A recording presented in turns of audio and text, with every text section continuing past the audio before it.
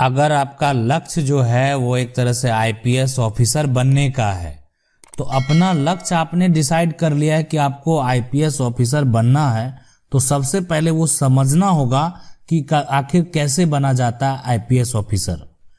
और देखें, ये आईपीएस जो है, इसको अगर पूरा बोला जाए तो यह है इंडियन पुलिस सर्विस। और अगर आप इस लक्ष्य को पाले हुए हैं कि मुझे किसी भी हालत में आईपीएस बनना है, तो सबसे पहले आप समझ लें कि आप कब बन सकते हैं। आप ये जो आईपीएस ऑफिसर है उसका फॉर्म तभी अप्लाई कर सकते हैं जब आप 12th के बाद ग्रेजुएशन भी कंप्लीट कर लेंगे। मतलब 12th के बाद जो है 3 ईयर का जो है बैचलर डिग्री आप कंप्लीट अगर कर लिए हैं, वो किसी भी सब्जेक्ट से किए हुए हैं। आपका अगर बैचलर डिग्री जो है वो यानी जो आप किए हुए हैं उससे मतलब नहीं, अगर आप कंप्लीट किए हुए हैं तो आप ये आईपीएस ऑफिसर अगर बनना चाहते हैं तो उसका एग्जाम दे सकते हैं। और यहाँ पे उम्र सीमा भी है, ऐसा नहीं है कि उम्र सीमा नहीं है। उम्र 21 वर्ष से लेकर जो है यानी 30 वर्ष तक जो है आप इसका एग्जाम दे सकते हैं। लेकिन आपको बता दें कि जो रिजर्वेशन कैटेगरी में आते हैं उनको उम्र में छूट दिया जाता है, उनको 5 साल जो है उम्र में छूट दिया जाता है। और ये जो आप उम्र देख रहे हैं ये जनरल कैटेगरी का है। तो सबसे पहले आप देख लें कि आपका बैचलर डिग्री कंप्लीट हो गया है, या आप अगर अपीयरिंग है आपका तो भी, यानी आपका फाइनल ईयर है तो भी आप उसका फॉर्म अप्लाई कर सकते हैं। और उम्र आप देख सकते हैं कि आपका उम्र 21 वर्ष से लेकर 30 वर्ष होना चाहिए, तो अगर आप उसके लिए एलिजिबल हैं, ये बात आप समझने का पड़ेगा। अब इसके अलावा अगर आप ये सोच रहे हैं ना कि ठीक है ग्रेजुएशन कर लेंगे लेकिन कौन सा फॉर्म भरेंगे, है ना, तो फॉर्म यानी कौन इसका एग्जाम लेता है, तो इसका एग्जाम लेता है यूपीएससी। यूपीएससी के द्वारा इसका एग्जाम जो है यानी आप देते हैं। इसके लिए आपको अप्लाई करना होगा। अप्लाई करने के बाद ठीक है, उसके बाद एग्जाम आपको देना है। आप एग्जाम जो है जो आप देंगे सबसे पहले, तो सबसे पहले जो होता है वो प्रिलिमिनरी एग्जाम होता है, ठीक है। और वो एग्जाम जो है उसमें 2 पेपर होता है और 2-2 मार्क्स, 100 मार्क्स का 2 पेपर होता है, यानी आपको यहाँ पे 2 पेपर होगा, ठीक है, यानी 2 पेपर देना होगा पहले, सबसे पहले। और ये जो है ना क्वालिफाई करेंगे, और ये आपका पहला फर्स्ट स्टेज है। ये क्वालिफाई करने के बाद फिर आपका दूसरा एग्जाम होगा। देखिए आसान नहीं होता है, लेकिन यहाँ पे ये भी बोल सकते हैं कि मुश्किल भी नहीं है, क्योंकि अगर आप प्रयास करते रहेंगे तो आप एक दिन सफल जरूर होंगे। ठीक है, बहुत ऐसे अच्छे बच्चे असफल भी होते हैं, लेकिन इसलिए कि जो नंबर ऑफ वैकेंसी है वो बहुत ज़्यादा नहीं होता है, वो भी एक कारण होता है। और मेहनत सभी करते हैं, लेकिन अगर आपका लक्ष्य और जुनून आपके साथ है ना, तो आप जरूर इसको क्वालिफाई कर लेंगे।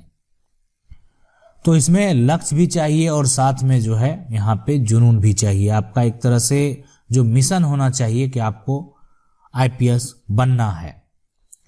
अब जो नेक्स्ट राउंड होता है, अगला राउंड जो आएगा आपका, वो होता है आपका मेन एग्जामिनेशन का। तो मेन एग्जामिनेशन जो है वो उसमें 9 पेपर आपको देना होगा, यानी 9 पेपर। अब ये सोचेंगे कि 9 पेपर में क्या होगा, तो देखें 4 पेपर तो जो होता है वो जो जीके जीएस है वही आपका होता है। एक यहाँ पे एसए का होता है, ठीक है, एक एसए का होता है। उसके बाद यहाँ पे 2 आपका जो यहाँ पे पेपर है उसमें ऑप्शनल पेपर भी होता है, और उसके अलावा 2 क्वालिफाइंग पेपर होता है। तो यानी टोटल आपको यानी 9 पेपर जो है वो देना है, तब आप जो है मेन एग्जामिनेशन को क्वालिफाई करेंगे। और उसके बाद भी ऐसा नहीं कि ये खत्म हो जाता, उसके बाद होता है इंटरव्यू। तो इंटरव्यू में जाएंगे तो देखें इंटरव्यू में बहुत सारे बात वहां पे आपको डिस्कस किया जाता है, बहुत तरह के सवाल होते हैं जो पूछे जाते हैं। और जो आपका मेन है और जो आपका इंटरव्यू है उसके बाद एक फाइनल मेरिट तैयार किया जाता है, जिसमें अगर आप क्वालिफाई कर जाते हैं तो आपका सिलेक्शन हो जाता है और उसके बाद आपके जो है आईएएस ऑफिसर की जो है आपकी ट्रेनिंग शुरू हो जाती है। और इसमें ऐसा नहीं है कि एक तरह से जो बॉडी का फिटनेस है, जैसे हाइट हो गया, चेस्ट हो गया, वो भी मायने रखता है, लेकिन वो बहुत ज़्यादा नहीं होता है। ऐसा बहुत ज़्यादा नहीं बोल सकते हैं कि वो एक तरह से नॉर्मल है। जैसे कि अगर कोई जनरल कैटेगरी से कोई भी पुरुष है तो उसका हाइट जो होना चाहिए वो यानी 165 होना चाहिए, ठीक है, 165 हाइट होना चाहिए। और उसके बाद जो है यहाँ पे उसका जो चेस्ट है ना, कोई भी अगर कोई पुरुष है तो उसका यहाँ पे 84 होना चाहिए।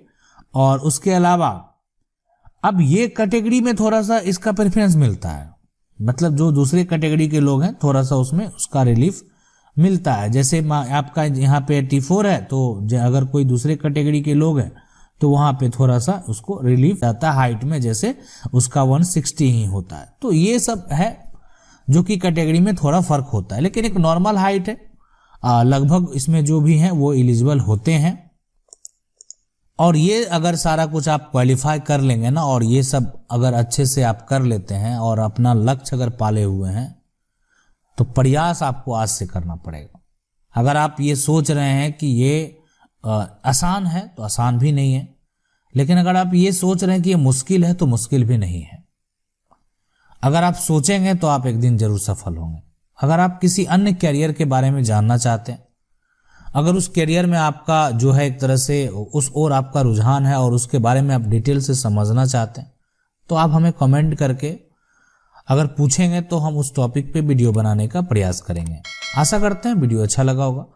वीडियो अच्छा लगा वीडियो को लाइक जरूर कर दें। चैनल को पहली बार देख रहे हैं सब्सक्राइब करके जो बेल आइकन है उसको जरूर दबा लें। मिलते हैं अगले वीडियो में, तब तक के लिए जय हिंद।